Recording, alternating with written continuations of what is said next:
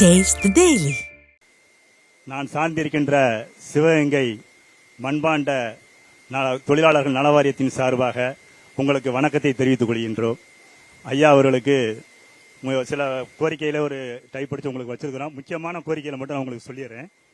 எங்களுடைய நல வாரியத்திற்கு உடனடியாக ஒரு தலைவரை தாங்கள் நியமிக்க வேண்டும். எங்களுக்கு தேவையான மூலப்பொருள் களிமண். அந்த களிமண் எடுக்கக்கூடிய கம்மாய்களில் பெர்மிட் வழங்குவதில் பல பிரச்சனைகள் இருக்கின்றது.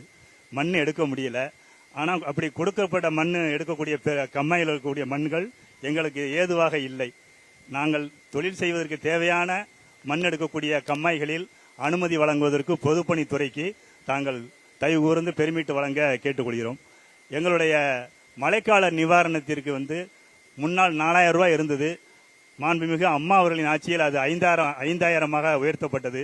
அது இன்று வரை 5000 உள்ளது.